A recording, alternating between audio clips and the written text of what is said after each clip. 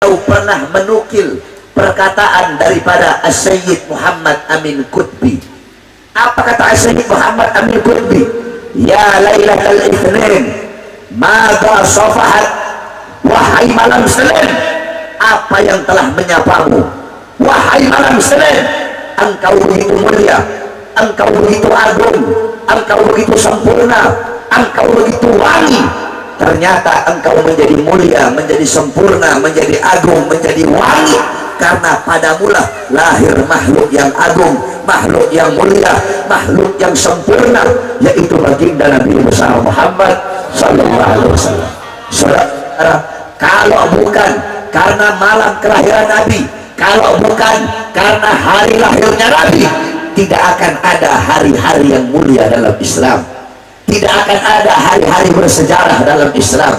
Kalau bukan karena hari lahirnya Nabi, tidak akan ada Idul Fitri, tidak akan ada Idul Adha, tidak akan ada Lailatul Qadar, tidak akan ada Nuzulul Quran, tidak akan ada Fathul Makkah, tidak akan ada kemenangan perang Badar, tidak akan ada Ramadan, tidak akan ada hari-hari yang mulia dalam Islam, tidak akan ada syariat, tidak akan ada sunnah, tidak akan ada Al-Quran, tidak akan ada ulama. Bahkan kalau bukan karena Nabi, tidak akan ada seluruh alam semesta. Laulaka ya Muhammad ma khalaqtul aflak. Kalau bukan karena wahai Muhammad, tidak akan aku ciptakan seluruh alam semesta. Ai ma khalaqallahu samawati wal ard, ma khalaqas syamsa wal qamar, ma khalaqal bahra wal bar, ma khalaqal jannata wan nar, ma khalaqa alam malakut wal jabarut wal malaikat wal khilman wal wildan, ma khalaqa kalamullah syajaratul ahya syajaratul tuba. Kalau bukan karena Nabi, tidak akan ada langit 7, tidak akan ada bumi 7.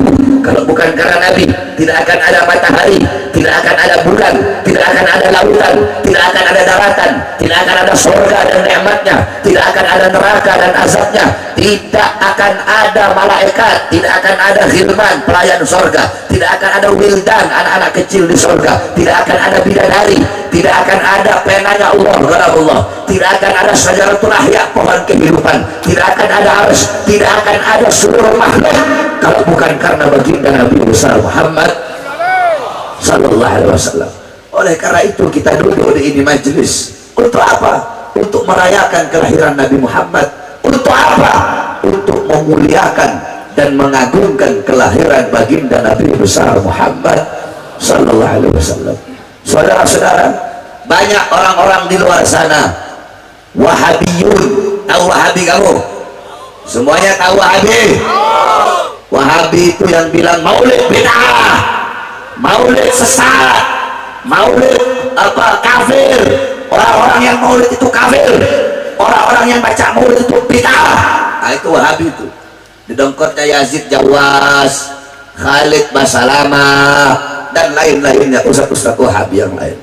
Nah, saudara-saudara sekalian yang dimuliakan oleh Allah, sedikit saya jelaskan tentang maulid, biar nanti kalau kalian berhadapan dengan Wahabi, berhadapan dengan orang-orang yang suka membid'ah-bid'ahkan maulid, kamu bawa apa yang nantinya akan saya sampaikan sedikit kepada kamu berdasarkan kitab-kitab Ahlus Sunnah wal Jamaah. Saudara-saudara sekalian yang dimuliakan oleh Allah, kita duduk di sini untuk bergembira dengan lahirnya Nabi Muhammad. Siapa yang suruh kita bergembira dengan lahirnya Nabi? Yang suruh bukan ustadz, bukan kiai, bukan habib, bukan nabi, bukan rasul, bukan malaikat. Yang suruh Allah subhanahu wa ta'ala. Di dalam Al-Quran Allah berfirman, qul bifadlillah wa birahmati fabidzalika falyafrahu. Katakanlah, dengan karunia Allah dan dengan rahmat Allah, maka dengan karunia dan rahmat tersebut hendaklah mereka bergembira. Saudara-saudara sekalian yang dimuliakan oleh Allah, apa karunia Allah yang paling besar? Para ulama berbeda pendapat.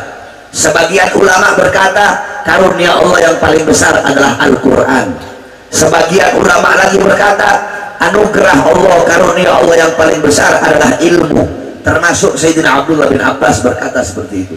Sebagian lagi ulama yang lain berkata anugerah karunia Allah yang paling besar adalah akal, karena akal adalah tempatnya ilmu. Jadi sebagian bilang Al-Quran, sebagian bilang ilmu, sebagian bilang akal. Itu karunia Allah, fadlullah. Nah terus apa rahmat Allah, siapa rahmat Allah di dalam ayat tersebut? Tafsir itu ada dua, ada tafsir bil ma'thur, ada tafsir bil dirayah. Tafsir bil ma'thur itu menafsirkan satu ayat Al-Quran dengan ayat yang lain yang ada dalam Al-Quran.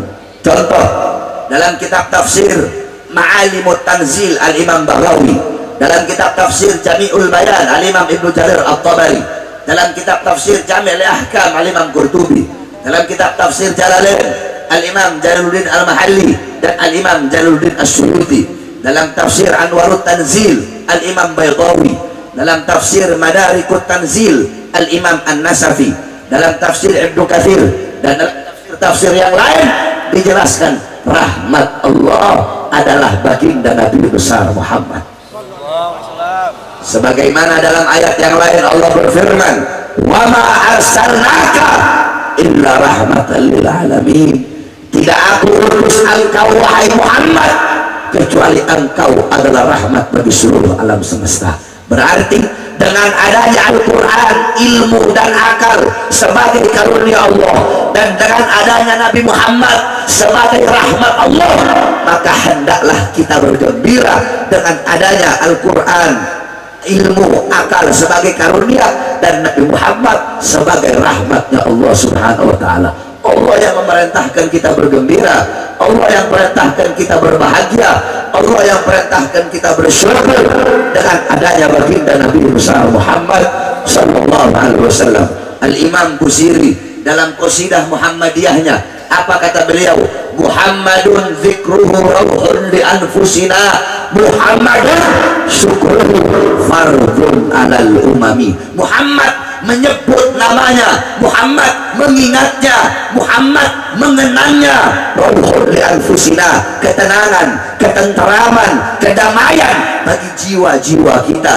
Muhammad syukruhu, bersyukur dengan adanya, bersyukur dengan adanya beliau, bersyukur dengan lahirnya beliau, bersyukur dengan adanya Al-Quran dari beliau, syariat beliau, sunnah beliau, bersyukur dengan adanya beliau.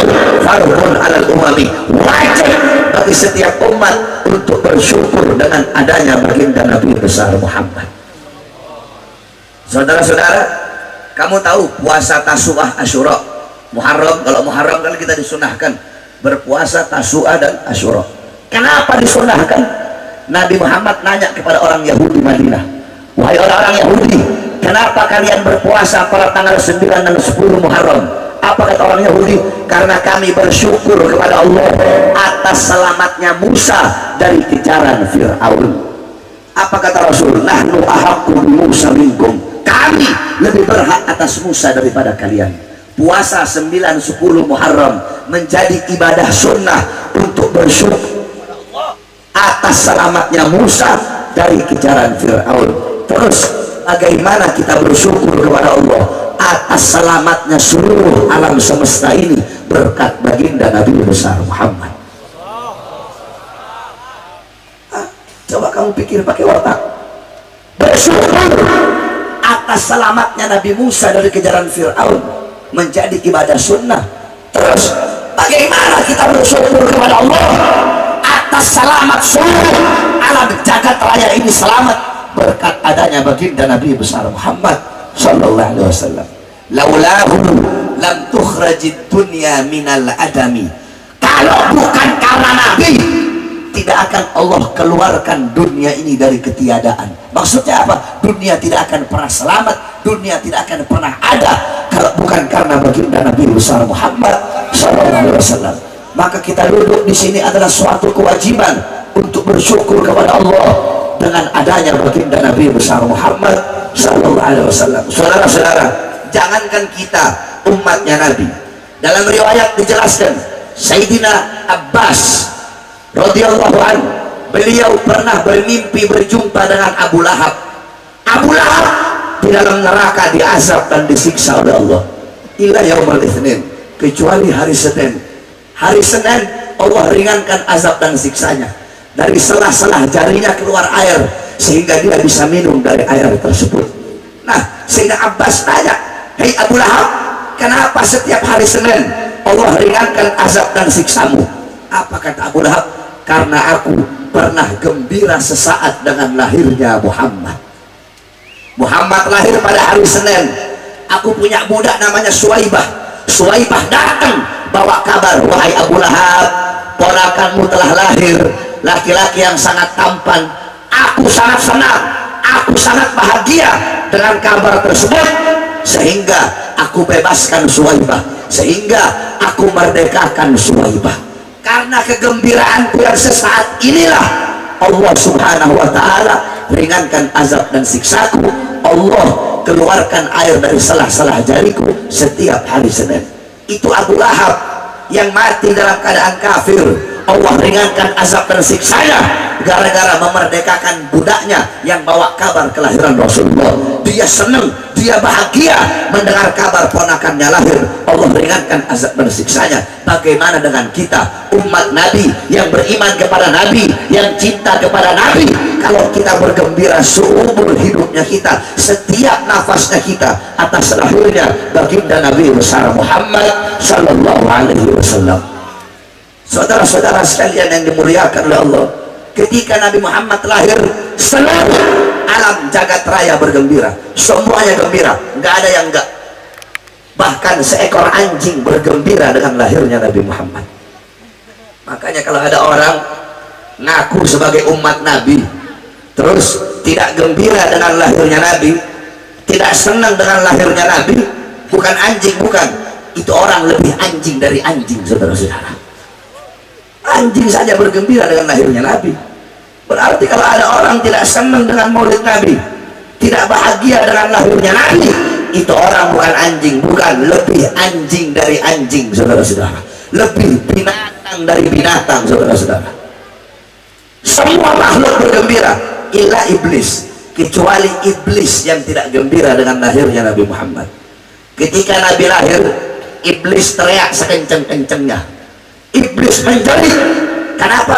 Karena musuhnya iblis yang paling besar sudah lahir, yaitu Rasulullah sallallahu alaihi wasallam. Dalam riwayat Nabi pernah nanya sama iblis, "Hei iblis, siapa makhluk yang paling kau benci? Siapa musuhmu yang paling besar, wahai iblis?" Apa kata iblis? "Anta ya Muhammad, kamu wahai Muhammad musuhku yang paling besar. Kamu wahai Muhammad makhluk yang paling aku benci. Setelah aku siapa?" kata Rasul. Dijawab sama iblis, "Setelah engkau adalah keluarga dan anak cucumu adalah makhluk yang paling yang paling aku benci." Jadi makhluk pertama yang dibenci oleh iblis adalah Rasulullah. Kedua adalah anak cucunya Nabi Muhammad SAW. Para habaib beliau adalah anak cucu Nabi Muhammad. Jawab sama-sama. Berarti kalau ada yang benci habaib, siapa itu orang? Jawab yang keras. Kalau ada yang benci habaib berarti siapa? Kalau ada yang benci habaib berarti siapa? Habib Rizik adalah cucunya Nabi Muhammad. Berarti kalau ada yang benci beliau berarti siapa? Kalau ada yang zalimi beliau berarti siapa? Kalau ada yang perangi beliau berarti siapa? Kalau ada yang coba-coba ingin membicarakan beliau berarti siapa? Berarti iblis, saudara-saudara. Di hari lahirnya Nabi semua makhluk gembira kecuali iblis. Berarti kalau ada yang tidak senang dengan maulid, siapa itu orang? Siapa itu orang? Kalau ada yang tidak gembira dengan lahirnya Nabi, berarti siapa itu orang? Kalau ada yang benci dengan maulid Nabi, berarti siapa itu orang? Iblis, saudara-saudara. Semua makhluk gembira kecuali iblis yang tidak gembira dengan lahirnya baginda Nabi besar Muhammad sallallahu alaihi wasallam. Banyak orang-orang di luar sana berkata, maulid ini adalah bid'ah, maulid ini adalah bid'ah. Saudara-saudara, kalau kita lihat dohiriyahnya, iya bid'ah dohiriyahnya, tetapi hal-hal perkara-perkara yang ada di dalam peringatan maulid itu bukanlah sesuatu yang bid'ah. Kamu tahu intisari daripada maulid adalah memuliakan dan mengagungkan kelahiran Nabi Muhammad. Itu intisari maulid. Intisari maulid adalah mengenang, menceritakan sejarah Nabi Muhammad. Dalam hadis riwayat Al-Imam Ad-Dailami dalam kitab Musnadnya Al-Firdaus, qala Rasul zikrul anbiya minal ibadah. Mengingat para nabi, mengingat para rasul adalah ibadah. kita duduk di sini mengingat Nabi Muhammad Sallallahu Alaihi Wasallam. Saudara-saudara sekalian yang dimuliakan oleh Allah, kalau kalian bertanya kepada seluruh ulama, seluruh kiai, seluruh habaib kebanyakan dari ujung barat sampai ujung timur, kalau kalian tanya Habib, kalau kalian tanya kiai, kalau kalian tanya ustadz, siapa yang pertama kali merayakan kelahiran Nabi, mungkin beliau-beliau akan jawab. Ada yang jawab Salahuddin Al-Ayyubi, ada yang jawab Imam Fulan, Imam Fulan, Imam Fulan. Kalau kalian tanya sama saya, Bahar, siapa yang pertama kali merayakan kelahiran Nabi? Bahar, siapa yang pertama kali memuliakan kelahiran Nabi? Akan saya jawab Allah Subhanahu wa Ta'ala. Allah yang pertama kali merayakan kelahiran Nabi. Cuma caranya Allah dan cara kita berbeda. Kalau cara kita duduk di sini, undang semua jamaah, undang ulama ngasih nasihat, ada ashabud dufuf. Apa ashabud dufuf itu yang main hadroh, ada yang main hadroh, baca maulid, baca sejarah Nabi. Itu cara kita. Allah punya cara sendiri untuk memuliakan dan mengagungkan hari kelahiran kekasihnya. Bagaimana cara Allah? Ingat-ingat. Pertama, waktu sahar sepertiga malam. Ini mic-nya.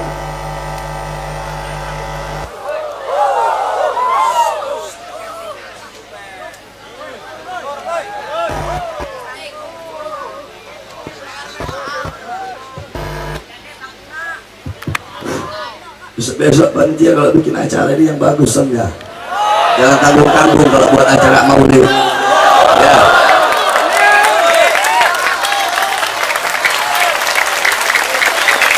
Kalau untuk maulid tidak ada kata mahal, betul?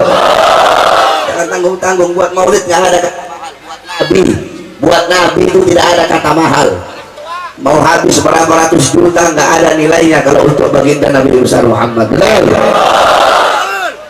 Nah, saudara-saudara sekalian yang dimuliakan oleh Allah, waktu sahur sepertiga malam, waktu sahur sepertiga malam menjadi saatul ijabah, menjadi waktu dikabulkan doa. Allah turun ke langit dunia, Allah menyeru hal min taibin, hal min mustaghfirin. Adakah yang bertobat? Aku terima tobatnya. Ada yang minta ampun, aku ampuni dosanya. Setiap sepertiga malam. Kenapa sepertiga malam menjadi waktu dikabulkan doa? Para ulama menjawab, karena Nabi Muhammad dilahirkan di sepertiga malam, sehingga Allah muliakan saat-saat kelahiran Nabi menjadi saat-saat yang dikabulkan doa oleh Allah Subhanahu wa Ta'ala. Coba kamu bayangkan, sepertiga malam menjadi waktu dikabulkan doa karena Nabi Muhammad lahir di sepertiga malam. Berarti andaikan Nabi Muhammad lahirnya ba'da duhur, ya ba'da duhur menjadi waktu dikabulkan doa. Andaikan Nabi lahir ba'da asar, ya ba'da asar menjadi waktu dikabulkan doa. Karena Nabi Muhammad lahirnya itu sepertiga malam, sehingga Allah muliakan sepertiga malam menjadi waktu dikabulkan doa oleh Allah Subhanahu wa Ta'ala. Yang kedua, Wulida sallallahu alaihi wasallam fi yaumil itsnin, itsna athar min syahr Rabiul Awal.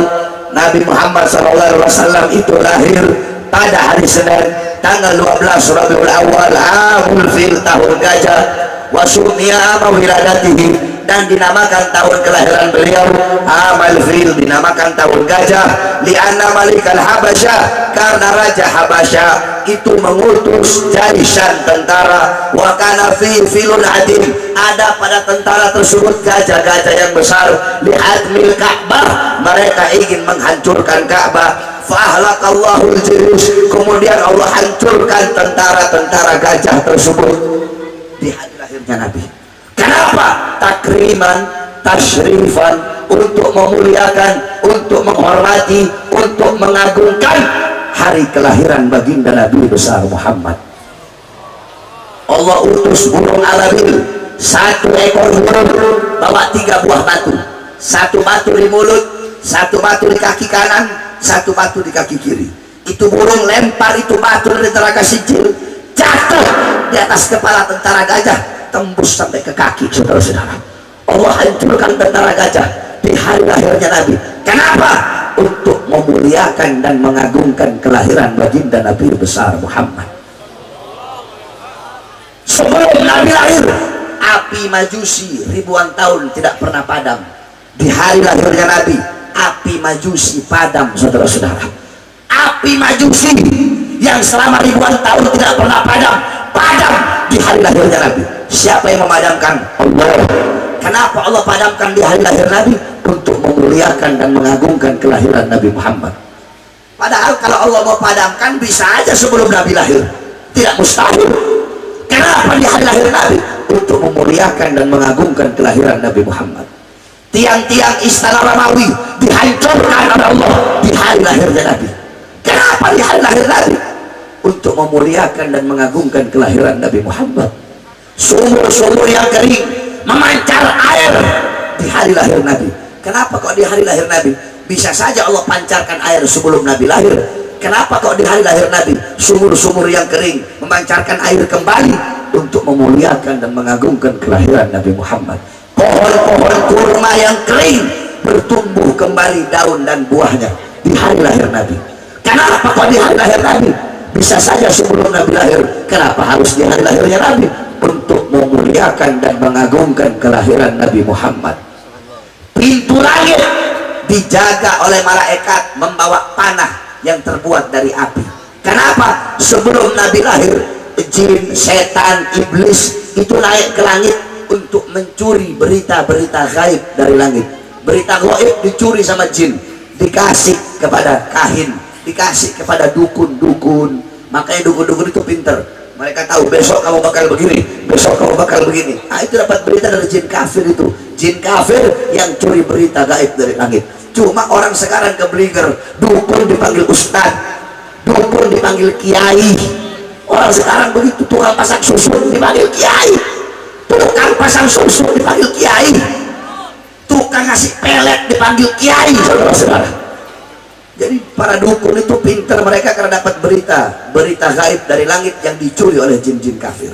Nah, di hari lahirnya Nabi, di hari lahir Nabi, pintu langit dijaga oleh malaikat yang bawa panah, sehingga kalau ada jin mau curi berita, dipanah dengan panah api sehingga mereka hangus terbakar. Kenapa di hari lahir Nabi? Untuk memuliakan dan mengagungkan hari kelahiran Nabi Muhammad.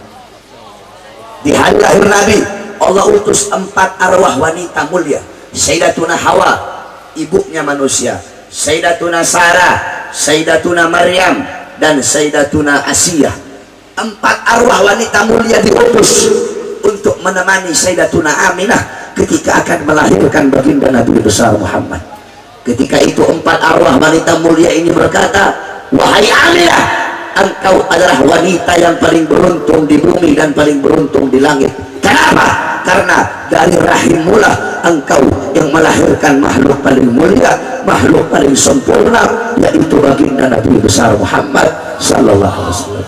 Kenapa Allah utus 4 arwah wanita mulia ini? Untuk memuliakan dan mengagungkan kelahiran baginda Nabi besar Muhammad sallallahu alaihi wasallam. Nah, begitu cara Allah merayakan kelahiran Nabi. Dengan apa? Dengan memuliakan dan mengagungkan kelahiran Nabi dengan kejadian-kejadian yang luar biasa, saudara-saudara. Nah, Allah saja memuliakan kelahiran Nabi. Kita siapa kok tidak mau memuliakan dan mengagungkan kelahiran Nabi Muhammad? Oleh karena itu, wasiat saya kepada seluruh hadirin hadirat yang hadir di majelis, khususnya para anak-anak muda, jadikan Nabi Muhammad sebagai teladan kalian. Dengan adanya momen maulid, jadikan Nabi Muhammad sebagai uswah, sebagai qudwah. Dekatkan diri kalian kepada syariat Nabi Muhammad SAW. Anak-anak muda zaman sekarang semakin hari semakin jauh dari Nabi Muhammad SAW. Kalian anak-anak muda, kalian mengenal para pemain bola, kalian mengenal para artis, kalian mengenal para pemain band, kalian mengenal orang-orang barat, tapi kalian tidak mengenal Nabi kalian, baginda Nabi besar Muhammad SAW. Padahal nanti di akhirat yang bakal tolong kalian, yang bakal ngasih syafaat kepada kalian, bukan idola kalian para artis, bukan orang-orang barat, bukan orang-orang kafir, bukan para pemain band, bukan para pemain bola. Yang bakal ngasih syafaat, yang bakal perhatian kepada kalian, baginda Nabi besar Muhammad SAW. Tetapi kalau kalian di dunia tidak memperhatikan sunnah Nabi, tidak memperhatikan ajaran Nabi, di akhirat kalian tidak akan diperhatikan oleh baginda Nabi besar Muhammad sallallahu alaihi wasallam. Maka saya wasiatkan kepada kalian, wahai anak-anak muda, jadilah kalian anak-anak muda Nabi Muhammad, jadilah kalian anak-anak muda yang meneruskan perjuangan Nabi Muhammad, jadilah kalian anak-anak muda yang selalu mengibarkan panji-panji dan bendera-bendera Nabi Muhammad. Wahai anak-anak muda, jadilah kalian anak-anak muda yang menjadi penyambung lidah Nabi Muhammad. Wahai anak-anak muda, jadikan lidah kalian sebagai saiful maslul, sebagai pedang terhunus yang siap untuk membelah otak-otak liberal, membelah otak-otak sekuler. Wahai anak-anak muda, jadilah kalian anak-anak muda yang menjadi kader yang baik, kader yang bagus bagi bangsa dan negara Indonesia. Kenapa? Syubbanul yawm rijalul ghad. Pemuda masa kini, pemuda sekarang adalah pemimpin-pemimpin di masa depan. Kalau pemuda-pemuda sekarang, kalau anak-anak muda baik, anak-anak muda taat kepada Allah, anak-anak muda patuh kepada Allah, anak-anak muda mengikuti Al-Quran, anak-anak muda mengikuti sunnah-sunnah Nabi Muhammad, maka besok bangsa kita bakal baik, negara kita bakal baik, agama bakal dipegang oleh ulama-ulama yang baik. Tapi kalau anak-anak muda kita rusak, anak-anak muda narkoba, anak-anak muda beracun, anak-anak mudanya mabok-mabokan, anak mudanya main judi, anak muda tidak mau peduli terhadap agama, besok bangsa kita hancur, bangsa kita rusak, negara kita bakal rusak, dan agama bakal dipegang oleh orang-orang yang rusak. Oleh karena itu, hai anak-anak muda, cukup sudah selama ini kita tertidur. Wahai anak-anak muda, cukup sudah selama ini kalian tidak peduli terhadap urusan agama. Sekarang saatnya bagi anak-anak muda untuk bangkit. Wahai anak-anak muda, coba kamu lihat anak-anak muda di luar sana, mereka rela tahan sakit, rela tahan sakit untuk mengikuti idolanya orang-orang barat. Ditindih kupingnya, ditindih hidungnya, mereka rela tahan sakit untuk mengikuti idolanya orang-orang barat. Kenapa kita anak-anak muda Islam tidak rela tahan sakit duduk lama-lama di majelis Nabi Muhammad? Anak-anak muda di luar sana rela mati, mengorbankan jiwa, mengorbankan nyawa untuk klub bolanya. Mereka rela mati untuk klub bola, mereka rela mati untuk para pemain bola, mereka rela mati untuk klub-klub bola yang dipuja. Kenapa kalian anak-anak muda Islam tidak rela mati, tidak berkorban nyawa untuk agama, bangsa dan negara? Wahai anak muda, oleh karena itu aku wasiatkan kepada kalian, wahai anak-anak muda, sekarang bukan lagi saatnya bagi kalian untuk nongkrong, sekarang bukan lagi saatnya bagi kalian untuk tawuran, sekarang saatnya bagi anak-anak muda untuk bangkit, untuk menjadi kader-kader yang baik, karena kalian adalah pemimpin bangsa ke depan, karena kalian adalah pemimpin negara ke depan. Kalian harus menjadi anak-anak muda yang tidak segan-segan untuk selalu menyampaikan kebenaran, tidak segan untuk menegur para pejabat-pejabat yang zalim. Kenapa? Afdalul jihad kalimat haqqin wa fi riwayah kalimat adlin inda sultanin jair. Jihad yang paling utama, jihad yang paling bagus, jihad yang paling baik adalah menyampaikan kebenaran, menyampaikan kalimat yang benar, menyampaikan kalimat yang adil kepada para pemimpin-pemimpin yang durhaka, kepada para pejabat-pejabat yang zalim. Wajib bagi anak-anak muda Islam untuk melawan para pejabat-pejabat yang zalim. Tidak boleh engkau diamkan kezaliman para pejabat, tidak boleh engkau diamkan kezaliman ulama-ulama yang su. Wajib bagi anak-anak muda Islam untuk menentang, untuk melawan segala kebijakan-kebijakan pemerintah yang tidak sesuai dengan Al-Quran, tidak sesuai dengan ajaran baginda Nabi besar Muhammad sallallahu alaihi wasallam. Oleh karena itu, wahai anak-anak muda, jangan engkau jauh dari Nabi Muhammad sallallahu alaihi wasallam. Jadilah engkau anak-anak muda yang selalu semangat, yang selalu terbakar, yang selalu menggebu-gebu di dalam memperjuangkan ini agama, dalam memperjuangkan ini bangsa, dan dalam memperjuangkan ini negara. Gak apa-apa orang mau bilang kalian anak-anak muda bela Islam, anak-anak muda bela Quran. Kita bela Quran, kita bela Islam, langsung dituduh teroris, langsung dituduh radikal. Nggak apa-apa wahai anak-anak muda, biarkan mereka mau anggap kita teroris, mereka mau anggap kita radikal, tidak apa-apa. Panggil kami dengan sebutan apapun, kalian cap kami dengan cap apapun, panggil kami dengan sebutan apapun, panggil kami teroris, panggil kami radikal, panggil kami kaum sumber pendek, panggil kami kaum intoleran, sebutan apapun, julukan apapun, acap apapun yang kalian tunjukkan untuk kami, demi Allah tidak akan mengurangi semangat kami untuk berjuang dengan Allah SWT. Allahu Akbar, Allahu Akbar, Allahu Akbar. Umat Islam yang berjuang dicap teroris, saudara-saudara. Kemarin OPM, kamu tahu OPM? Organisasi Papua Merdeka, 1.300 warga sipil dan warga sekitar, warga pribumi dan warga pendatang, 1.300 orang ditahan oleh mereka, disandra oleh OPM, saudara-saudara. Tetapi tidak ada satupun berita, tidak ada satupun media yang mengatakan, yang menjuluki mereka dengan teroris. Nggak ada. Disebutnya apa? KKB. Tahu KKB? Kelompok kriminal bersenjata. Kenapa mereka tidak disebut teroris? Padahal mereka, polisi dibunuh oleh mereka, tentara dibunuh oleh mereka. Kemarin ada satu brimob gugur untuk membela bangsa. Kemarin brimob dibunuh oleh mereka, saudara-saudara. Tentara sebelumnya berapa banyak tentara yang dibunuh oleh mereka. Mereka pegang senjata, mereka punya bendera sendiri, mereka mau lepas dari NKRI, mereka mau bikin negara sendiri, mereka mau merdeka, mereka bakar bendera pusaka merah putih. Kenapa mereka tidak dituduh teroris? Kenapa mereka tidak dibilang teroris? Satu jawabannya, karena mereka bukan muslim, saudara-saudara. Satu jawabannya, karena mereka bukan muslim, makanya mereka tidak dibilang teroris. OPM tidak dikatakan teroris karena mereka nggak pakai putih-putih, tidak disebut teroris karena mereka nggak bawa bendera la ilaha illallah Muhammad Rasulullah, tidak disebut teroris karena mereka tidak mengeluarkan kalimat Allahu Akbar. Andaikan mereka bilang Allahu Akbar, langsung teroris. Bahkan kemarin, kamu tahu kemarin di Twitter apa, kalau nggak salah, kalau nggak Twitter, Facebooknya Divisi Humas Polri, apa kemarin kata Humas Polri? Kami minta izin kepada KKB untuk agar pemerintah bisa membawakan bantuan kepada 1.300 sandera. Ngapain, semenjak kapan polisi harus izin dulu kepada teroris?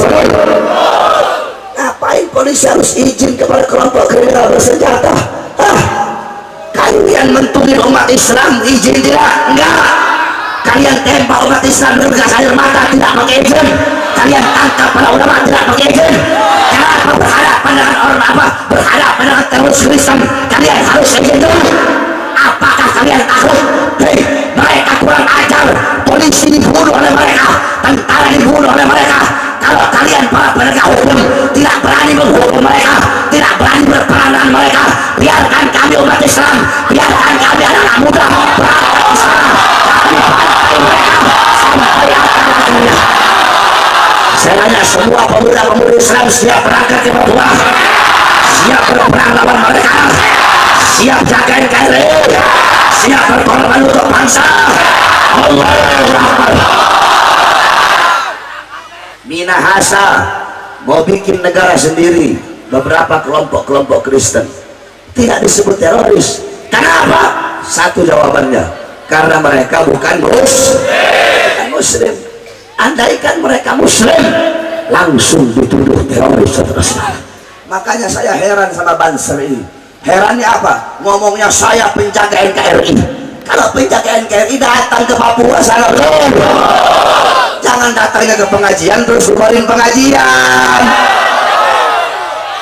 Banser yang asli, cuma nggak semua Banser begitu, tidak semua. Ada juga banyak Banser-Banser yang lurus, yang siap mati untuk para ulama. Itu hanya sebagian saja Banser-Banser yang begitu. Cuma gara-gara Banser-Banser yang kayak begitu, akhirnya kita nganggap semua Banser begitu. Padahal tidak, masih banyak Banser yang siap mengorbankan jiwa nyawanya untuk para habaib, para kiai dan para asatid. Nah, kalau ada Banser yang bubarin pengajian, kalau ada Banser yang bubarin pengajian ulama, itu namanya Banserop, saudara-saudara. Ya, itu namanya apa? Namanya apa? Kalau Banser bubarin pengajian namanya apa?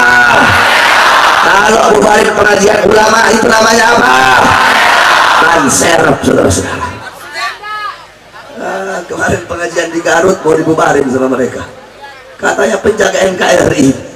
Kalau penjagaan KRI datang ke Papua, bukan datang ke Garut, datang ke pengajian, kemarin pengajian banci itu namanya, betul. Mau datang ke Garut, pengajian mau digagalin. Demi Allah, andaikan kemarin mereka datang ke Garut mengumpulkan pengajian di Garut akan jadi kuburan bagi mereka, saudara. Saya pernah itu satu tahun yang lalu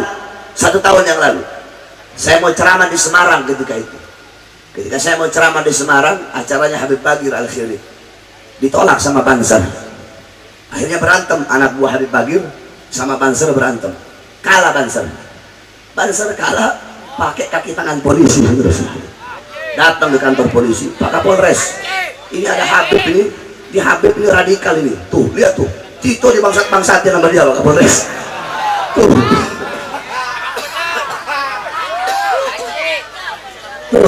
Kapolres ini bangsat-bangsatin sama dia, di Habib radikal ini, Pak Kapolres. Akhirnya polisi kena hasut Banser, polisi panggil Habib Bagir, Habib sini, ini Habib Bahar nggak boleh datang ke Semarang, ini radikal ini. Kalau Habib Bahar tetap ceramah, kami bubarin pengajian Habib Bahar, kami tangkap. Habib Bagir telepon saya, Habib Bahar, bagaimana ini? Begini, saya bilang, Bagir, bilang sama Banser, Bahar bin Smith, kalau udah keluar rumah untuk berdakwah jalan Allah, pantang pulang hidup ataupun mati. Bagir, bilang sama Banser, Bahar bin Smith, kalau udah keluar untuk berdakwah, untuk amar ma'ruf nahi munkar, untuk berjihad, sekalipun nanti yang pulang adalah mayat, hidup atau mati, kalau yang pulang mayat, anak istri saya akan tersenyum melihat mayat saya yang mati di jalan Allah. Akhirnya panitia tetap nggak berani. Akhirnya yang ceramah Habib yang lembut yang lain. Apa sama aja, mau lembut mau keras sama aja. Nah itu saudara. Jadi kalau penjaga NKRI datang ke Papua, kan mereka yang paling sering tuh, NKRI harga mati, saya Indonesia, saya Pancasila. Indonesia cuma sebatas di mulut, Pancasila cuma sebatas di mulut, NKRI cuma sebatas di mulut. Jokowi bilang, saya Indonesia, saya Pancasila, saya Indonesia, tapi 800 BUMN akan dijual kepada asing. Saya Indonesia, saya Pancasila, tetapi utang semakin banyak. Saya Indonesia, saya Pancasila, rakyat yang susah tambah susah, betul. Yang miskin tambah miskin, betul. Saya Indonesia, saya Pancasila, NKRI harga mati, tetapi banyak sekali pengangguran di Indonesia, betul. Saya Indonesia, saya Pancasila, tetapi impor tenaga kerja dari asing, betul. Saya Indonesia, saya Pancasila, tetapi harta rakyat, harta bangsa, harta negara dijual, mereka jual bangsa ini kepada asing, betul. Saya Indonesianya cuma di mulut, saudara-saudara. Saya Indonesianya cuma di mulut. Makanya saya bilang, tidak ada yang lebih cinta kepada bangsa dan negara Indonesia ini selain daripada pahlawan, ulama, dan para santri, saudara-saudara. Kamu lihat, paling banyak dari pahlawan mereka ulama, mereka santri. Jenderal Sudirman, Bung Tomo, kamu kira Bung Tomo bukan santri? Bung Tomo santri. Makanya sering saya bilang, hei santri-santri minal mutakhirin, santri-santri sekarang, jangan cuma kita bisanya ngafalin Alfiyah, ngafalin Imriti, ngaji Fathul Mu'in, jangan cuma bisanya ngaji begitu aja tapi nggak bisa angkat pedang. Kamu lihat santri-santri zaman dulu, santri-santri zaman dulu, malam mereka berlinangan air mata, malam bersimbah air mata, takut berpikir kepada Allah, malam megang pulpen, murojaah, mutolaah, ngaji Alfiyah, malam mereka bersimbah air mata, takut kepada Allah, megang pulpen untuk menuntut ilmu Allah, siang mereka bersimbah darah, memegang pedang, berjuang untuk bangsa dan negara Indonesia. Itu santri zaman dulu. Makanya kita santri-santri zaman sekarang harus bangkit. Ini Ini negara Indonesia bukan punya mereka ini kepet-kepet, bukan saudara. Para pahlawan-pahlawan zaman dahulu, mereka berkata, apa kata mereka? Wahai kalian, aku titipkan bangsa ini, aku titipkan negeri ini kepada kalian. Coba kalian lihat, yang dititipi tidak amanah, saudara-saudara.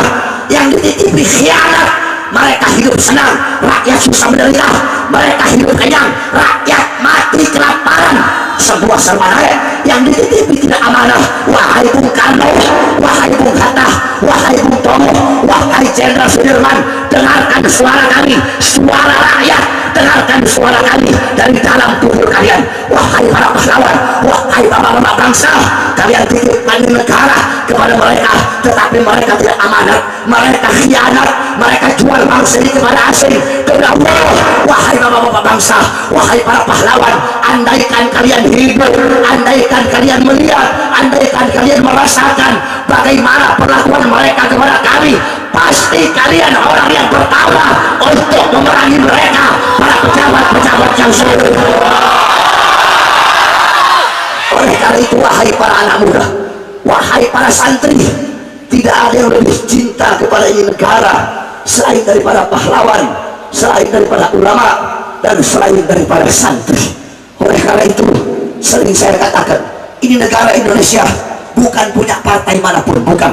Negara Indonesia bukan punyanya naga, tahu naga Cina. Negara Indonesia bukan punyanya Banteng, tahu Banteng, PDI bukan. Negara Indonesia bukan punya Garudanya Prabowo, tahu Gerindra. Indonesia bukan punya Cina, bukan punya PDI, bukan punya Gerindra, bukan punyanya PKB, bukan punyanya P3, bukan punyanya PKS, bukan punya partai manapun, tetapi Indonesia adalah milik seluruh rakyat Indonesia, saudara-saudara. Dan rakyat Indonesia adalah rakyat yang cinta kepada ulama, cinta kepada habaib, cinta kepada kiai. Maka siapapun pejabatnya, siapapun sebesar apapun pangkat dan jabatannya, kalau mereka melawan para ulama, melawan para habaib, memerangi ulama, memerangi habaib, maka mereka akan berhadapan dengan kita, rakyat Indonesia, saudara-saudara. Allahu Akbar, Allahu Akbar, Allahu Akbar.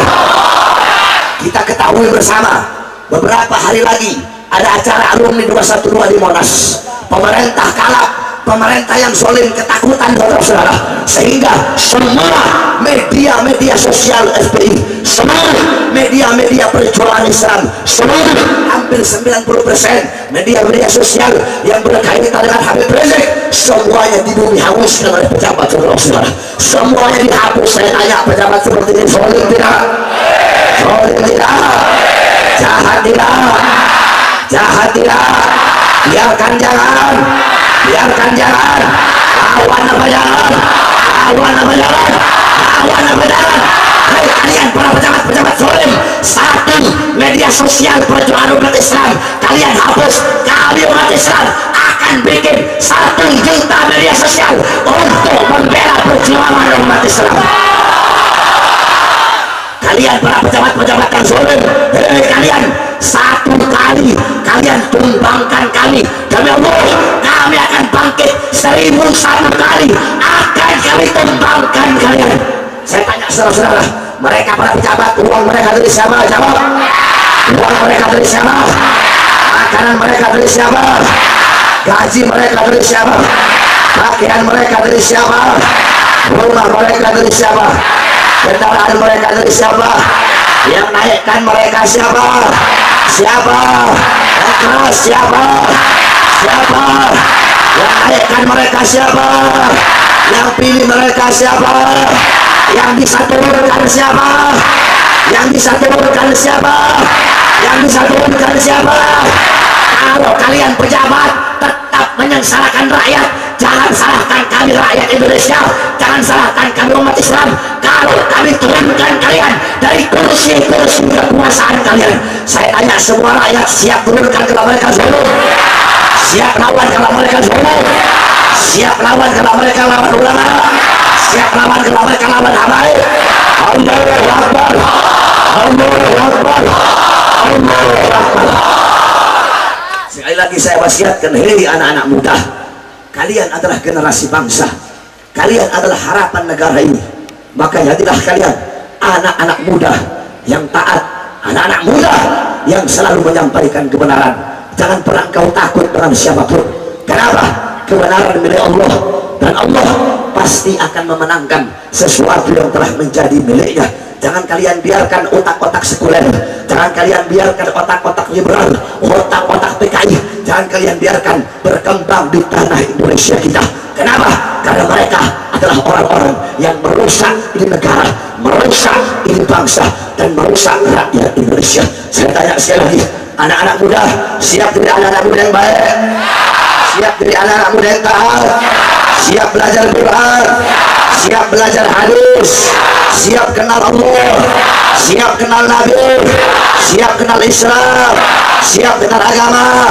Janji gak nongkrong lagi, janji gak tawuran lagi, janji gak maksiat lagi, janji gak mabuk lagi, janji gak judi lagi. Siap membela agama Allah, siap membela Rasulullah. Semuanya bersumpah kepada Allah. Saya sumpah kau semua, wahai anak-anak muda, kita bersumpah kepada Allah, kami pemuda-pemudi Indonesia, selama tanah Indonesia tidak pernah kosong dari pengkhianat-pengkhianat bangsa, selama tanah Indonesia tidak pernah kosong dari pejabat-pejabat yang menyengsarakan rakyat, selama tanah Indonesia tidak pernah kosong dari pejabat-pejabat yang mau jual ini bangsa kepada asing, maka selama itu juga tanah Indonesia tidak akan pernah kosong dari pemuda-pemudi Islam yang rela hancur, rela binasa, rela mati demi Indonesia Raya. Saudara-saudara, Allahu Akbar, Allahu Akbar, Allahu Akbar. Kami pemuda-pemudi Indonesia bersumpah kepada Allah, demi Allah, tanah Indonesia, tanah ulama, tidak akan kami biarkan sejengkal pun tanah di Indonesia menjadi tempat bagi PKI untuk hidup dan bangkit kembali. Saya tanya semua anak muda, siap lawan PKI? Siap hancurkan PKI? Siap berperang dengan PKI? Kalau PKI datang bawa senjata, siap lawan? Maju apa mundur? Maju apa mundur? Kalau ditodongkan senjata, maju apa mundur? Maju apa mundur? Maju apa mundur? Mereka punya uang, mereka punya harta, mereka punya pangkat, mereka punya jabatan, mereka punya Cina-Cina kaya yang menyokong perjuangan mereka. Maju apa mundur? Maju apa mundur? Maju apa mundur? Lawan jangan. Walaupun mereka punya harta, mereka punya pangkat, mereka punya jabatan, mereka punya uang, mereka punya segala-galanya, jangan takut wahai anak-anak muda Islam. Kenapa? Karena kita punya Allah yang maha segala-galanya. Saudara-saudara, kita punya siapa? Jawabnya keras, kita punya siapa? Kita punya siapa? Siapa yang maha mulia? Siapa yang maha perkasa? Siapa yang maha kuat? Siapa yang maha agung? Siapa yang maha berkuasa? Allahu Akbar, Allahu Akbar, Allahu Akbar. Hidup santri, hidup anak-anak muda Islam, hidup ulama, hidup habaib, hidup kiai, hidup Indonesia. Merdeka, merdeka, merdeka. Allahu Akbar. Saudara-saudara yang terakhir, sebelum saya tutup, saudara-saudara semua tahu bahwasanya saya sedang bikin pondok pesantren. Saya bikin pondok nggak pakai proposal. Saya bikin pondok haram jada terima bantuan dari pejabat, saudara-saudara.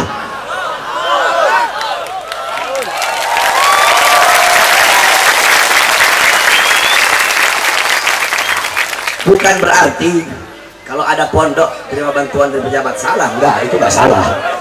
Kalau ada pondok terima bantuan dari pejabat itu nggak salah. Cuma saya ikhtiar, berhati-hati, jangan sampai ada masuk uang-uang haram dari pejabat-pejabat yang zalim. Al-Imam Ghazali dalam kitab beliau berkata, apa kata beliau? Jangan kalian terima sesuatu apapun yang datangnya dari pejabat yang zalim. Ingat, pejabat zalim. Kalau pejabat baik-baik berarti nggak apa-apa. Pejabat yang baik seperti apa? Khiyarul umara alladzina ya'tunal ulama.